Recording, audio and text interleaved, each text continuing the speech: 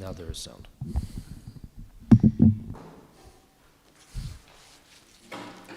Jairata Matovo Kunja Bihari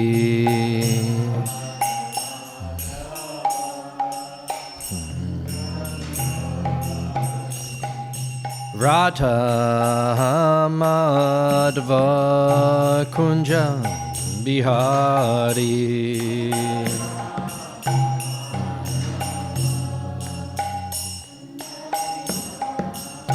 Jaya Gopi Jana Ballabha Girivaradari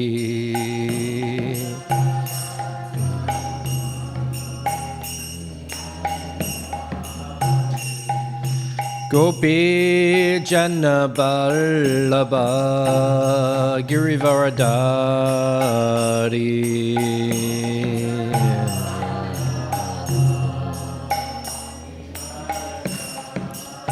Yashodanandana Vrashjanaranjana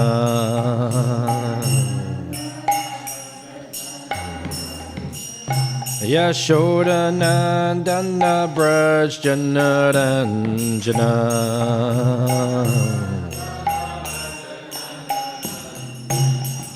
Jamuna Tira Vanachari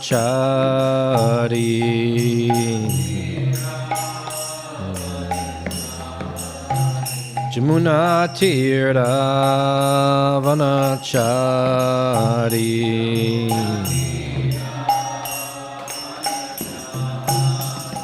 Jaya Radha Matava Kunja Bihari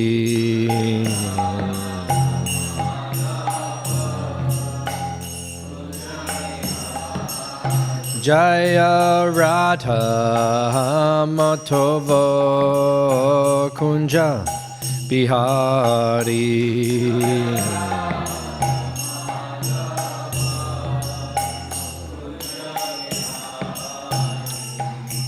Gopi Jana Ballabha Girivaradari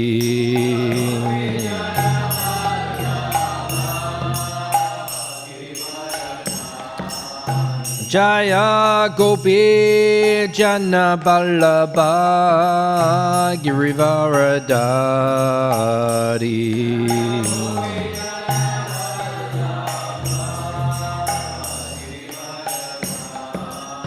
Yashodanandana Vrashjanaranjana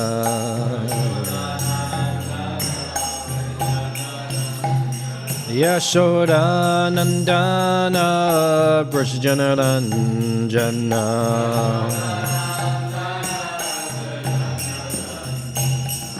Jamuna Tira Vanachari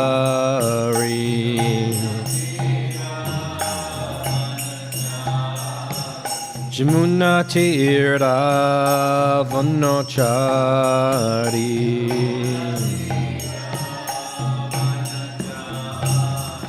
Jaya Radha Matava Kunja Bihari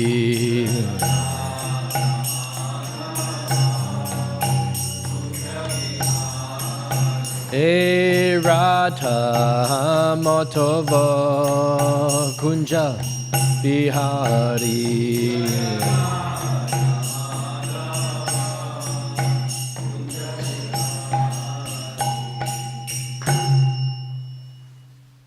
Jayam Vishnupad Paramahamsa Paragraj Acharya Shatara Sata Śrīmad His Divine Grace A.C. Bhaktivedanta Swami Srila Prabhupada Ki Adanta Koti Vaishnava Brinda Ki Garantara Śrīmad Bhāgavatam Ki Jai Nitai Go Premanandi Oh glories is some devotees Oh glories is some devotees Oh glories is some devotees Oh glories to Sri Guru and Sri Gauranga.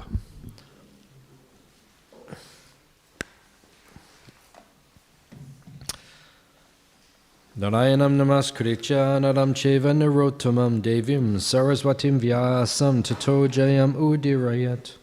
Om namo bhagavate vasudevaya. Om namo bhagavate vasudevaya. Om namo bhagavate vasudevaya. Reading from Śrīmad Bhāgavatam, Canto 7, Chapter 15, chapter entitled Instructions for Civilized Human Beings, text number 46.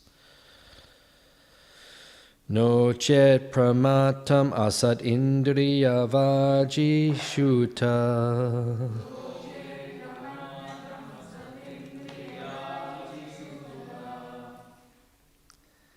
Nirvod patam vishaya dashu sanikshipanti.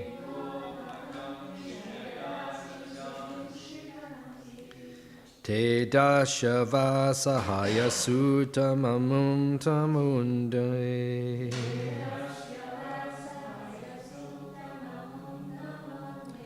Samsara kupa urumrichubaye kshipanti.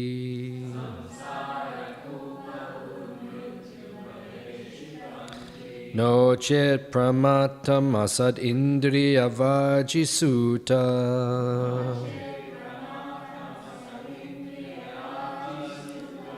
Nitvat patam vishaya dashushu nikshipanti.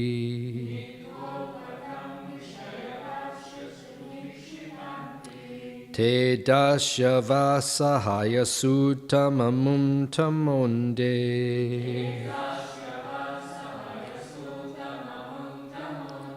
Samsara kupa urumrichubaye shipanti.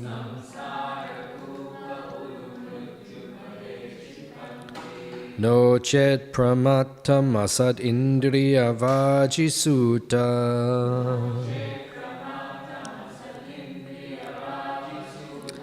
Nitvat patam vishaya dashushu nikshipanti.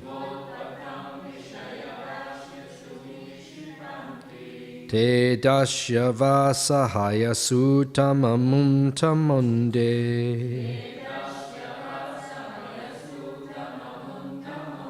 Samsara kupa urumrichubaye shipanti.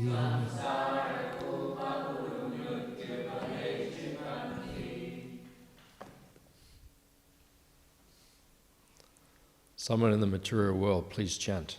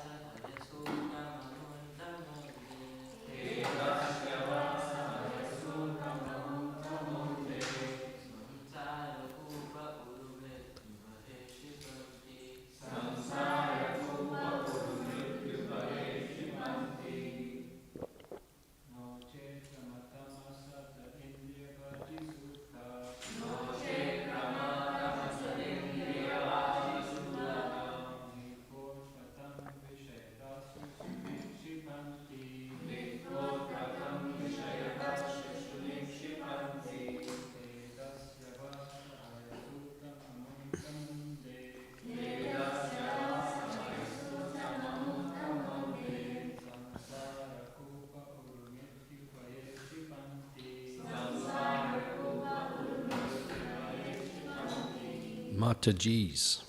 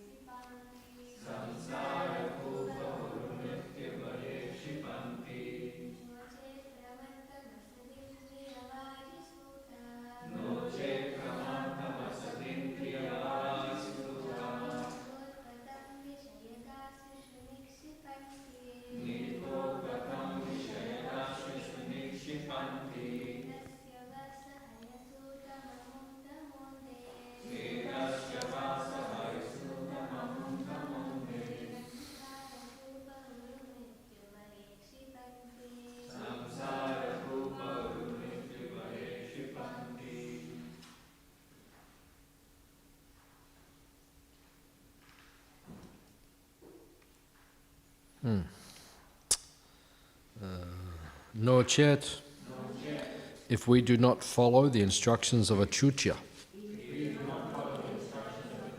Krishna, and do not take shelter of Balaram,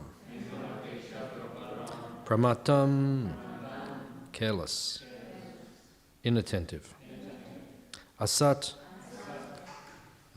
which are always prone to material consciousness, Indriya, the senses, Vaji, acting as the horses, Sutta, the chariot driver, intelligence,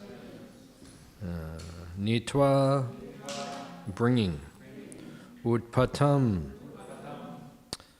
to the roadway of material desire,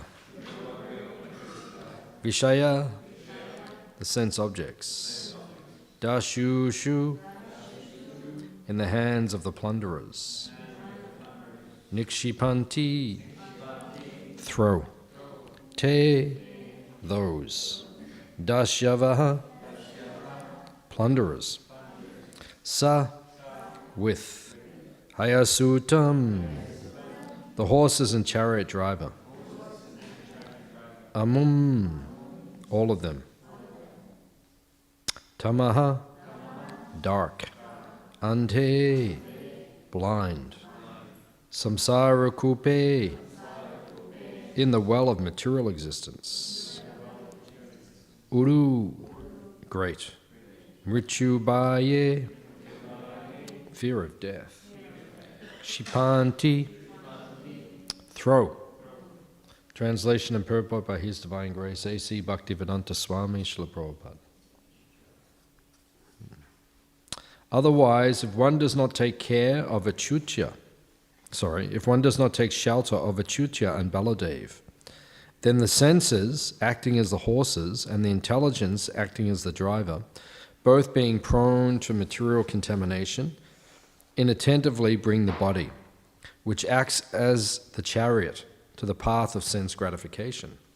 When one is thus attracted by the rogues of Vishaya, eating, sleeping, and mating, the horses and chariot driver are thrown into the blinding dark well of material existence, and one is again put into a dangerous and extremely fearful situation of repeated birth and death. Translation responsively. Otherwise, if one does not take shelter of Achyutya and Baladev, then the senses, acting as the horses, and the intelligence, acting as the driver, both being prone to material contamination, inattentively bring the body, which acts as the chariot, to the path of sense gratification. When one is thus attracted again by the rogues of Vishaya, eating, sleeping, and mating, the horses and chariot driver are thrown into the blinding dark well of material existence, and one is again put into a dangerous and extremely fearful situation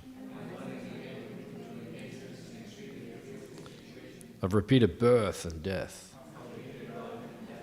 Purport.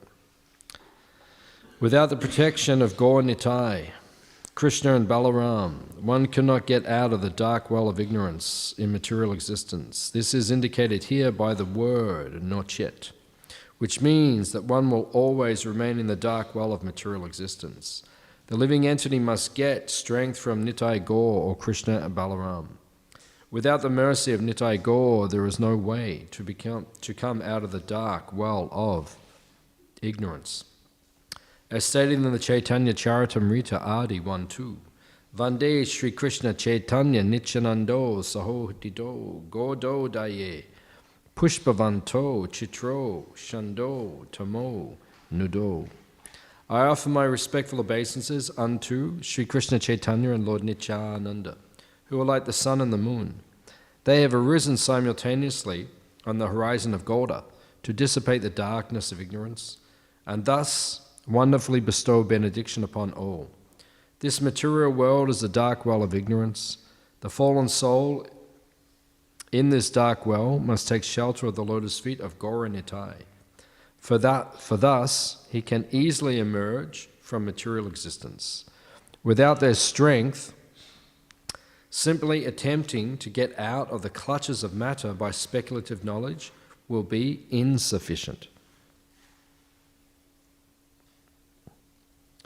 Amagyan Timadandasya Gyananjana Shalakaya Chakshurunmilitam Yena Tasmai Shri Gurave Namaha Shri Chaitanya Manobishtam Stapitam Yena Bhutale Swayam Rupa Kadamayam Dadati Swapadantikam Vancha Kalpa Tarubhyascha Kripa Sindubhi Evacha Petitanam Pavanebhyo Vaishnavebhyo Namo Namaha Jai Shri Krishna Chaitanya Prabhu Nityananda Shri Advaita Gadadha Shivasadi Gaura Bhaktivinoda Hare Krishna Krishna Krishna Hare Hare Hare Rama Rama Rama Hare Hare.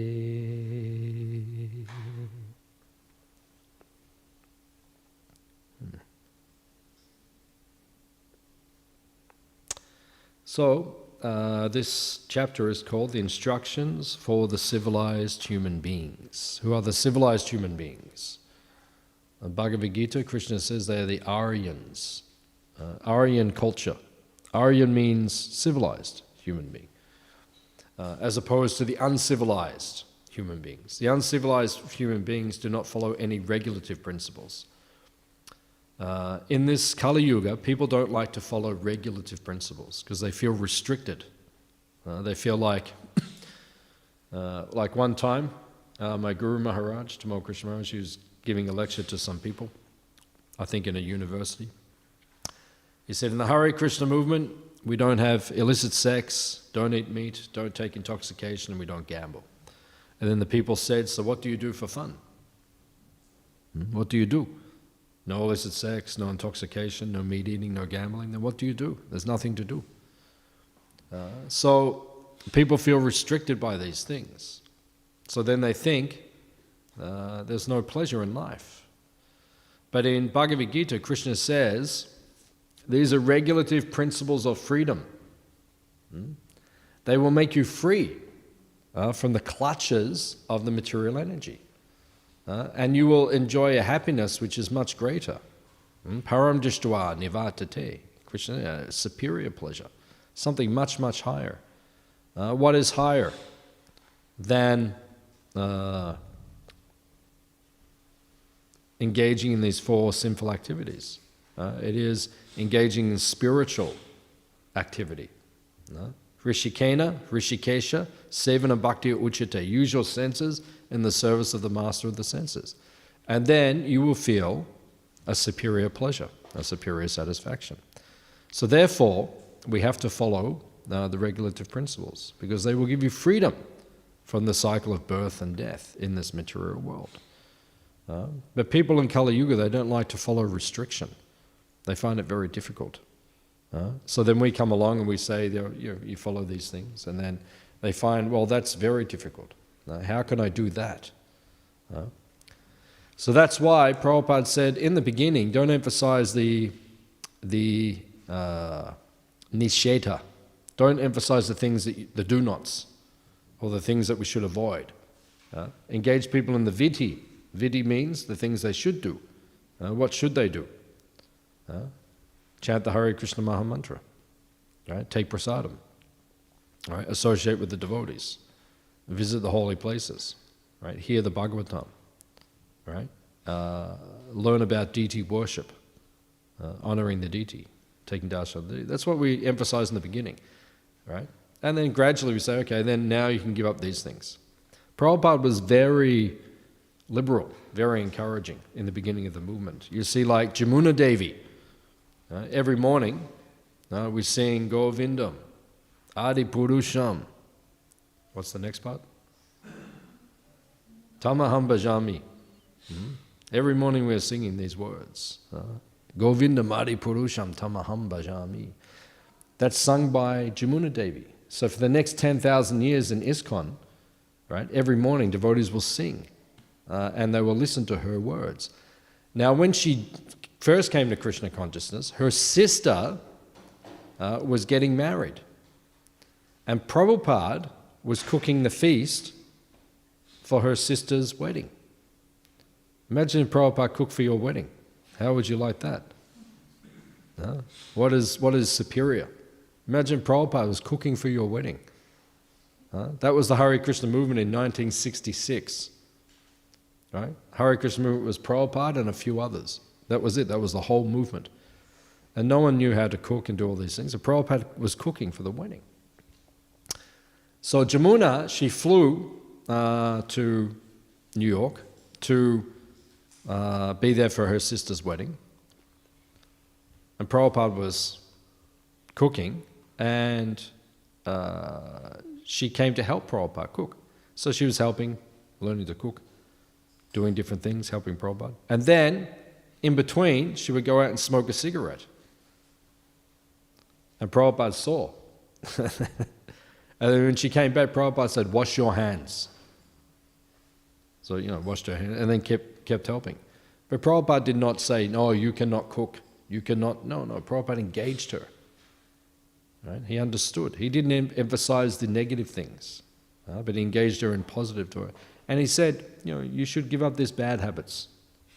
Give up these bad habits. And then soon she became Prabhupada's disciple, and she gave up all the bad habits. And then she became a famous cook in ISKCON. And she wrote a beautiful book called, what is her book called? Lord Krishna's Cuisine. That book. You know that book, Prabhupada said to her, travel around Bengal, travel around India, go to the different temples and write the recipes. And that book, Prabhupada wanted to be the book, when we cook for the deities in the temple, the recipes from that book, because that is collected from the different temples around India and Bengal. That's a very important book. Prabhupada instructed her to make that book. Right? And she became a very famous cook in ISKCON. She used to cook for Prabhupada himself. She would cook Prabhupada's lunch. So, we don't emphasize in the Kali Yuga to people, we don't put so much emphasis in the beginning on the things they should not do. We emphasize the things they should do. Right? And then gradually we say, okay, now give up these bad habits. Because if you say in the beginning, you have to give up this, you have to give up that, you have to give up this, you have to give up that, it's not attractive. People in Kali Yuga, they don't like restriction. They don't like to be restricted. So, this chapter is for the civilized human beings, right? The uncivilized human beings, that's all the people in Kali Yuga. We have to make the uncivilized people into civilized people. I was reading last night Chaitanya Charitamrita in our Bhakti Sarvabhauma course. Lord Chaitanya is now, what we're studying, Lord Chaitanya is traveling through South India. Right? So he's left Jagannath Puri and he's heading south. And he meets Korma the Brahmana and Kurukshetra and Vasudeva the leper. Last night we discussed about he met Vasudeva the leper. Lord Chaitanya's mood was to engage people in devotional service. As he was traveling, right? He was saying, engage in devotional service. And he was purifying the consciousness of the living entities. So that's the emphasis in the Hare Krishna movement. Right? We try to uplift people. And Prabhupada said last night we were studying, in the purport, Prabhupada said, in ISKCON, we all have to become preachers. Preachers means we have to bring others. And Prabhupada says you have to increase the number of members in ISKCON. All of us have that responsibility. We have to increase. Bring more people, bring more people. So how do we do that? We have to follow Lord Chaitanya's example, Prabhupada's example. You go out and you emphasize the positive things. and attract them to Krishna consciousness. And then they become attracted to Krishna. And then they take to the process of bhakti, of devotional service. So we have to get all the uncivilized people and make them civilized. And then they can read this chapter. Because this chapter is for the civilized human beings. We have to be civilized. We have to follow the 4 regulative principles, the regulative principles of freedom. Right? So this chapter is for the civilized human beings. Now it's speaking in particular to those who want to take sannyas. Hands up if you want to take sannyas. Anyone want to take sannyas? No one. Well, actually, everyone's going to take sannyas. Everyone will take sannyas. But sannyas doesn't just mean sannyas that you carry the danda. Pete Maharaj, right, walks in with the danda. No, it doesn't mean that we will all take sannyas vesh. It doesn't mean that we will all take the external dress. But we all have to become sannyasis. Why do they carry the danda? What does the danda represent?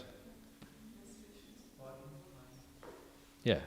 There's 3, inside the danda there's 3 sticks. What are the 3 sticks? Body, mind, and words in the service of Krishna. That's why they carry the danda. So all of us have to become sannyasis, which means we have to put our body, our mind, and our words in the service of Krishna.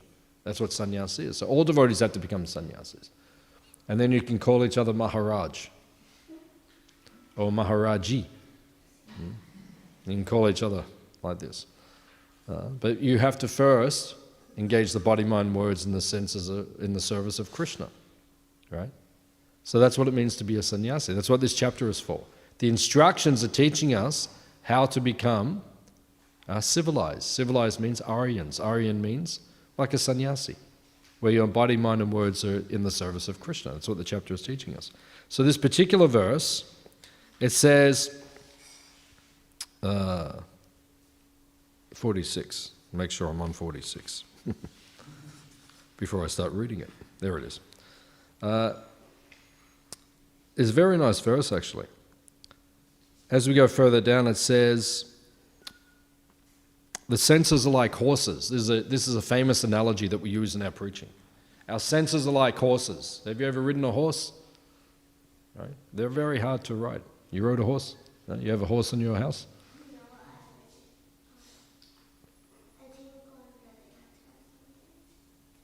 Oh, and then you went on the horse?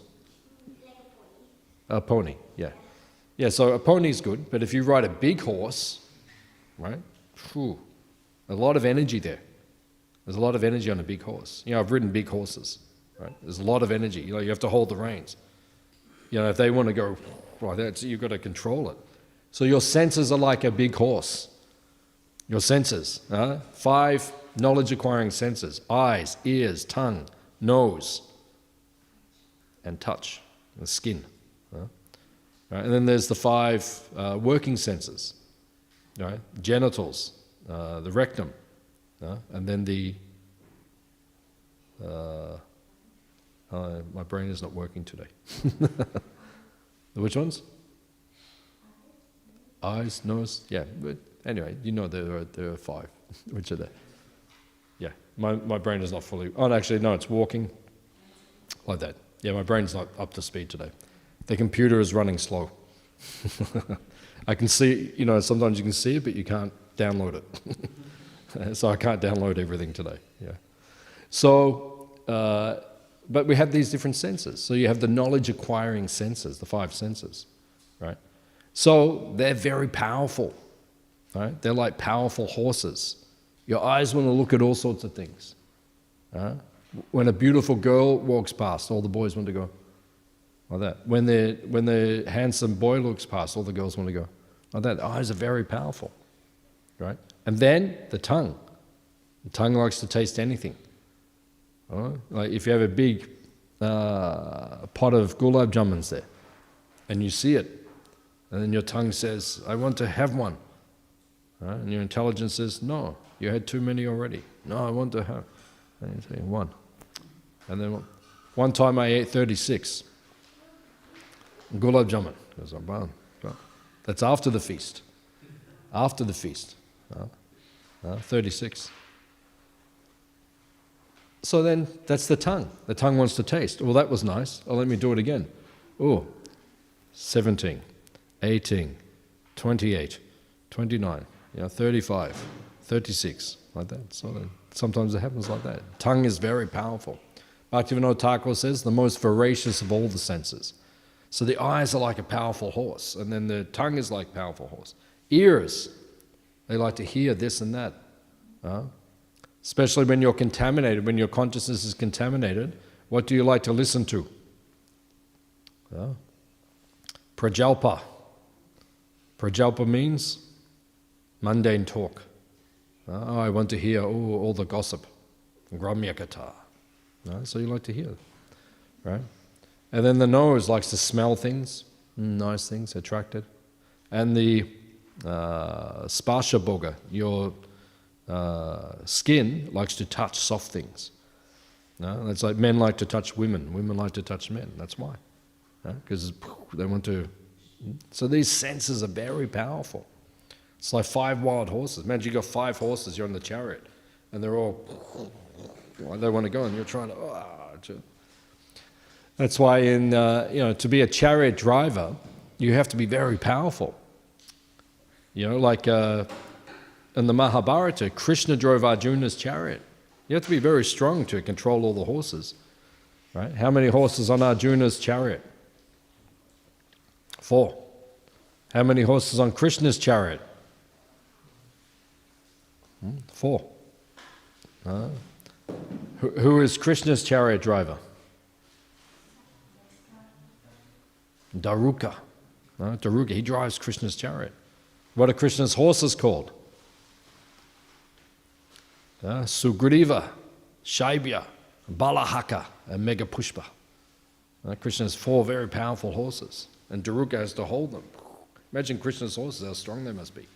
And Daruka has to go on. Then Krishna's on the chariot, fighting with Banasura or whoever he's fighting with. Very powerful. So your senses are like that. They're like horses, which are so powerful and strong. And you have to control them, right? So what are the reins? The reins connect you from the horse to you. What connects you from the horse to you? That is the reins. We call that the yoke. That's why in Sanskrit we have the word yoga. Yoga means unite, connection. That is the yoke. So the yoke, what is the yoke? Horses are the senses, yoke is your mind. So if you have control of your mind, you can control the senses. If you don't have control of your mind, it's like if the driver lets go of the reins, the horses go wherever they want. So you have to learn to control your mind. Actually, that's what the Bhagavad Gita is spoken for. The Bhagavad Gita is spoken to teach you how to control your mind. Krishna says at the end of the 3rd chapter of the Bhagavad Gita, Arjuna says to Krishna, why is it sometimes, I don't want to do something, I know I shouldn't do it, but still I do it anyway. Anyone ever do that? Hands up if you ever did that. Oh, that's not very good. That's not very good. You know you shouldn't do something, but you do it anyway. That's not very good. We all did it. We all did it. Hands up, you do it every day. That's good. At least you're not doing it every day. Hands up, you do it once a week. That's good. Everyone's very saintly. How about once a year? You don't even do it once a year. Oh my God. You all just said you do it, now you're not doing it. So I don't even know what everyone is doing. So everyone knows. It's very hard to control. When Krishna says you have to learn to control. Kama esha, Krodha esha, Rajaguno, Samubhava. It's interesting that section of the Bhagavad Gita is very relevant because Krishna says, and Prabhupada explains in the purport when he's commenting, he says the capital of lust, kam, which is in our mind, the capital is in the buddhi, in the intelligence. So the horses are the senses, the reins are the mind, and the driver is the intelligence, buddhi. So that's where the lust is. So you have to learn to control your intelligence, because if your intelligence is under control, you can control the mind and control the senses. But if your intelligence is not under control, the mind and the senses control you. And then your intelligence makes programs and makes plans how to enjoy your senses. Because it's the capital of lust, Prabhupada explains, the intelligence. So you have to purify these things. You have to purify lusty intelligence. So how do we do that? Then Krishna explains in Gita, you have to regulate the senses. There has to be regulation there. And if you practice regulation, like if you want sex life, then get married, right? And then once a month you can try to have a child. You can have sex life, but it has to be regulated. Right? That's how you become purified, right? And then the other thing Krishna says, you have to make the buddhi very strong. The driver of the chariot has to be very strong. How do you make the intelligence strong? By hearing Shastra. Have you been hearing Shastra today? You're listening to the class, or are you falling asleep? If we listen, the intelligence becomes strong. But if we're asleep, and we do not hear anything, and then your intelligence becomes weak, and then your senses will subjugate you, and your mind will give you problems. This is Krishna consciousness. Very important to stay awake during class. Very important. Do not sleep in the class. So then, this is the example which is given here, right? And then the chariot, you have the senses, the horses, the mind is the reins, the intelligence is the driver, the chariot is the body, and the passenger in the chariot is the soul. So you want to make sure the soul is going on the right direction. So that's why you have to control the senses. That's what this chapter is teaching you. Control your senses. If you control your senses, you will go back to Krishna. First verse of Upadeshamrita, what does it say? Vacho vegam, manasa krodha vegam. What does vegan mean? Urges. If you can't control your urges, you can't go back to Krishna. That's the first verse of the Upadeshamrita. You have to control. If there's no control, you can't go back. If there's control, you can go back. That's why it says, first of all. So that's what this chapter is teaching. You have to learn to control your senses. So then, another very nice point, which is made in this verse.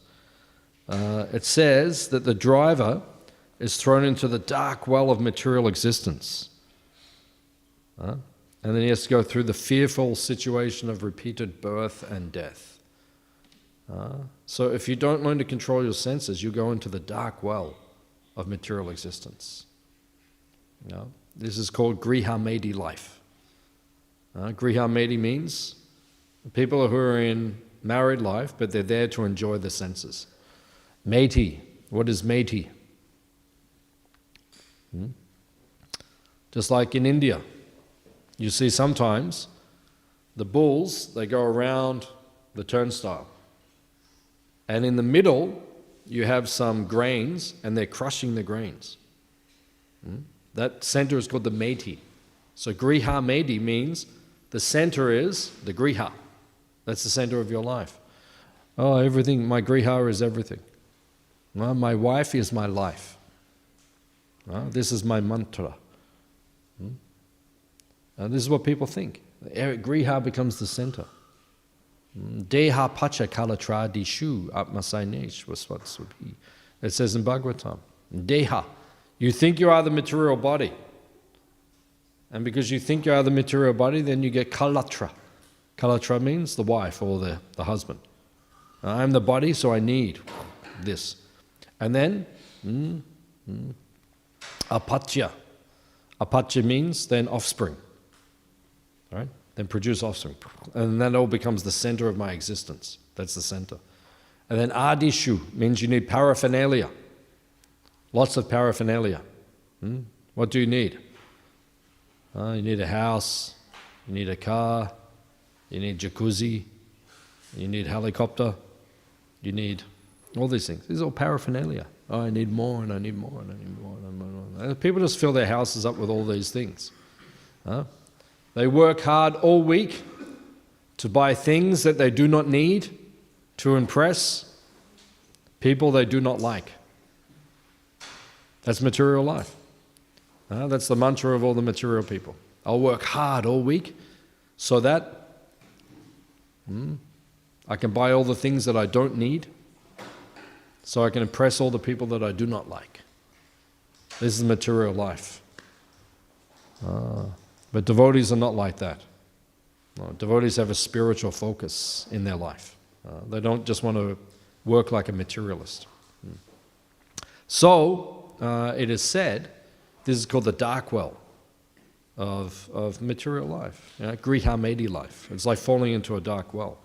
And then when you're in the well, you're actually suffering. And then someone has to come and get you out. That's what the devotees do. They come and they get people out of the well. Hey, is anyone down there? Hare Krishna. Can anyone hear me down there in that dark well? And then sometimes people say, yes, I'm down here. And then the devotee says, hey, do you want to get out? And the people say, yes, help me, let me get out. Okay, grab this rope. Throw the rope. Right? And then, have you got the rope? And sometimes people say, you have to help me hold the rope. I'm like, how do you hold the rope? Sometimes people are like this. You give them Krishna consciousness and they say, oh, you have to help me do it. When Krishna wants me to do it, I will do it. No, just do it, Baba. Right? Grab the rope and then devotees will pull you out, but you have to put some effort in as well.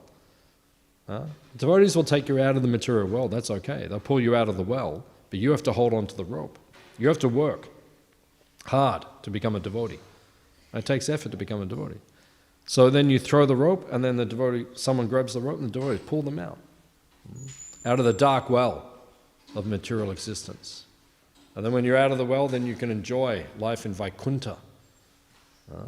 Krishna will take you back to the spiritual world. So this verse is saying like that. The third thing which is mentioned in this verse, it mentions very directly that we have to take shelter of two people. Who are the two people mentioned in this verse you have to take? Achyutya and Baladev. Who are they? Krishna and Balaram. Where are they? Where are they? Where's Krishna and Balaram? Hare Baba, they're right there. Krishna and Balaram. You can see them right there. Krishna, Balaram, right there. In this temple we call them Jagannath and Baladev. They're there. We live with them every day. You come here every day, you see them. You're living with Krishna and Balaram. You have to take shelter of them. They will take you out of this material world. Now, which age are we in? Kali Yuga? Are you sure? You sure it's not Satya Yuga? Why? Why is it not Satya Yuga? Because it doesn't look like Satya Yuga. Doesn't look like Dwapara Yuga even, or Treta Yuga. This is Kali Yuga. You have to know where you are. Just like when you go into a country, you have to know which country you're in, because the rules change. Now, if you go to India, it's different to Australia. Right? In India, you can drive wherever you want. You can't do that in Australia. In Australia, if you do just drive like they do in India, a big problem. But in India, you can go like this, because the rules say it is okay. As long as you get to where you're going, you can drive like that. It's a little bit different. But when you go to a different country, you have to understand which country you're in, and you have to follow the rules in that country. So in the same way, Jagannath Das Babaji Maharaj explains that when you're in a particular yuga, you have to worship the lords of that yuga. So we're in the Kali Yuga. So Krishna Balaram, Brajendra Nandana say, Brajendra Nandana became Lord Chaitanya, Gauranga. Krishna became Lord Chaitanya. And Balaram Hoilo Nitai. Balaram became Nityananda. So in Kali Yuga, we worship Gaura Nitai. Why?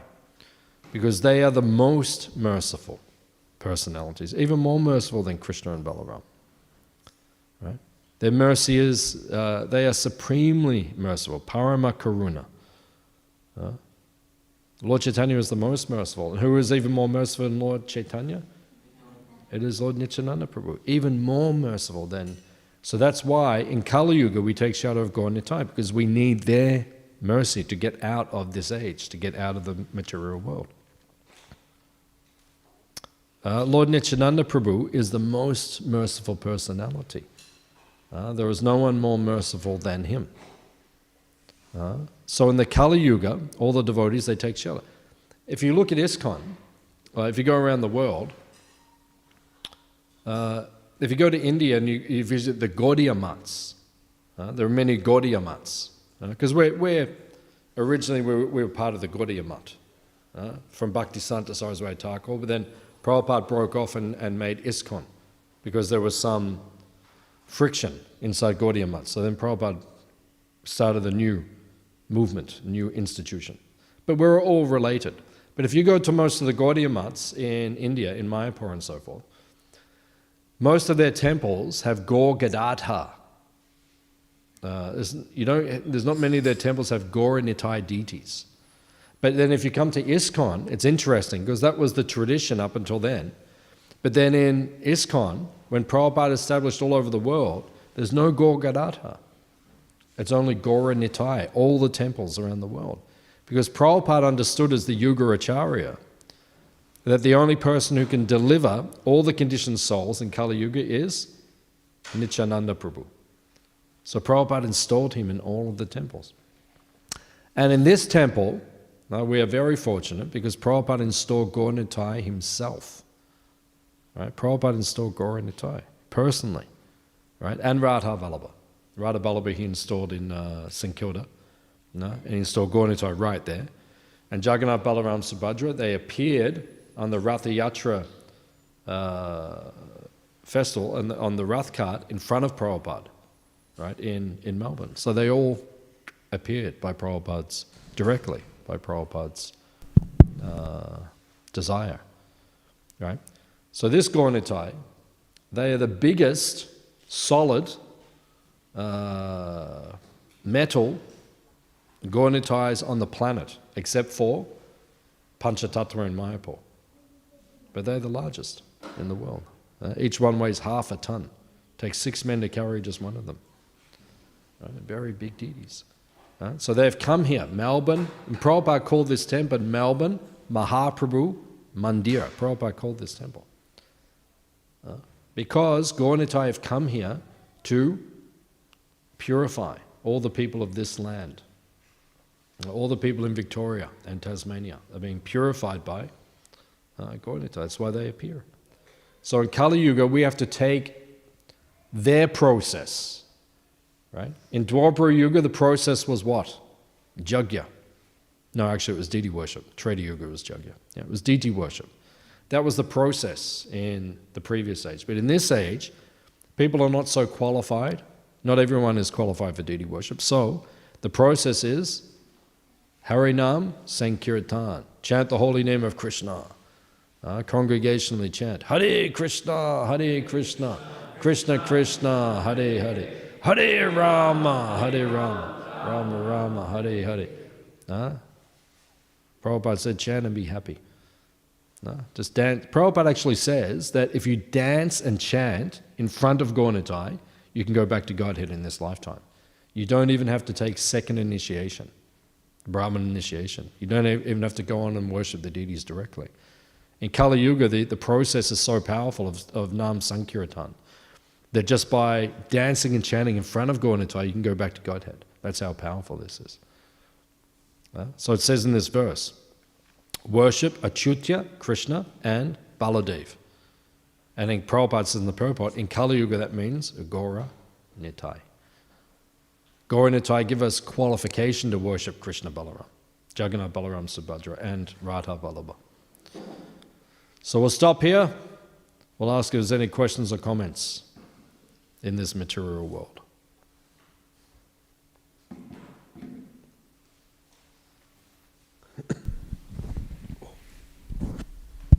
Hare Krishna Prabhu, thank you for the nice class. You mentioned if the mind is controlled, then the senses will all be controlled. But we see in India so many yogis, they do yoga for so many years, they do meditation, but still their mind is controlled, but their senses aren't controlled. And their intelligence is also not purified. So how do we understand?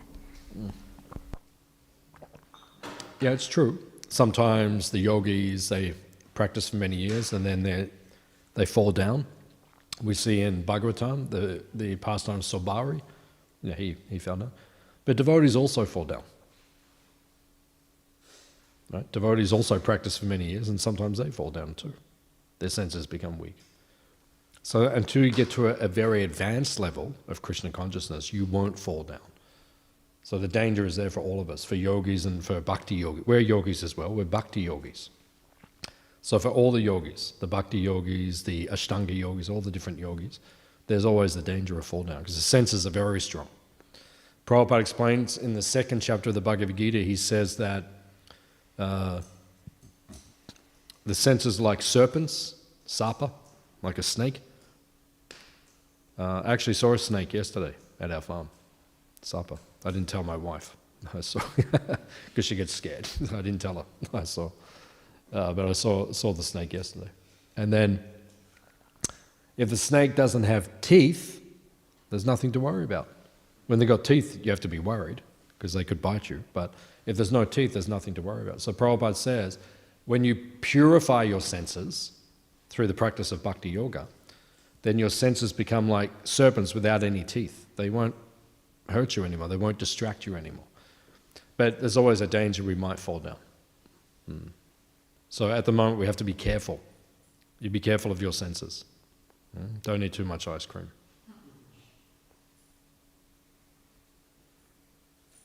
And chocolate cake. Or carrot cake. Yes, because it's very pure. So. Any other questions in this material world?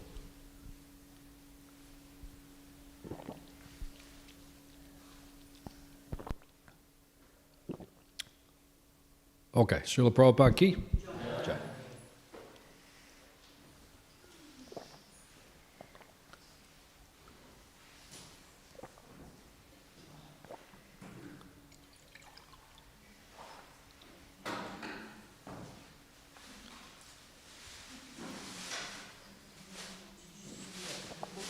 Yeah, just that one.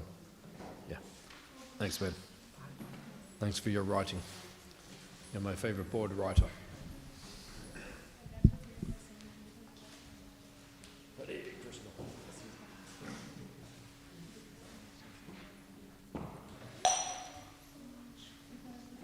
Gauranga.